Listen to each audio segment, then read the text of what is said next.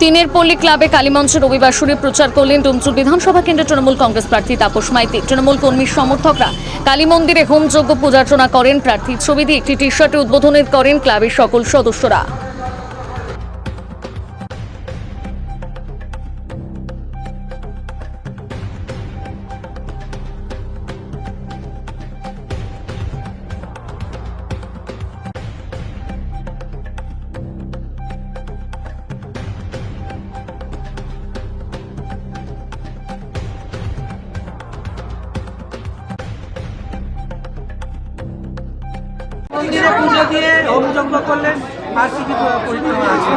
আজকে সারাদিন অনেক কর্মসূচি আছে।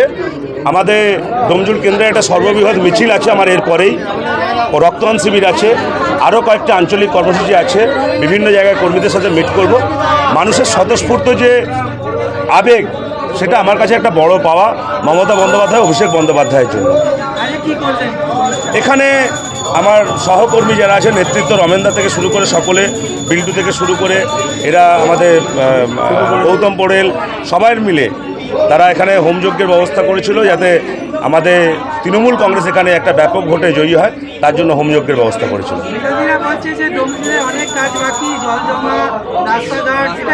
দেখুন, কাজ অনেক হয়েছে, অনেক কাজ চলছে, অনেক কাজ বাকি আছে। আগামী দিনে সে কাজগুলো সম্পন্ন করাই হবে আমার প্রথম লক্ষ্য। বিজেপি যিনি প্রার্থী একসময় আপনার একই দলে ছিল এবং আপনার শোনা যায়, কি বলেন তার সঙ্গে জেতাটা কতটা? এই লড়াই কোনো ব্যক্তি লড়াই নয়, এই লড়াই দলের লড়াই। এই লড়াই বাংলা বিরোধী শক্তির সাথে বাংলা পক্ষের লড়াই। আমরা বাংলার পক্ষে, বাংলার মানুষের জন্য, বাঙালির জন্য লড়াই করছি। আর একটা দল বাংলা বিরোধী, তারা বাঙালিকে বাংলাদেশি বলছে, তারা বাংলায় অর্থনৈতিক অবরোধ করে বাংলায় উন্নয়নকে পিছিয়ে দিচ্ছে। বাংলা বিরোধী শক্তির সাথে আমাদের লড়াই। এই লড়াই কোনো ব্যক্তি লড়াই নয়। বাংলা বিরোধী শক্তিকে পরাস্ত করে মমতা বন্দ্যোপাধ্যায় চতুর্থবার মুখ্যমন্ত্রী হবে, জেনে রাখুন।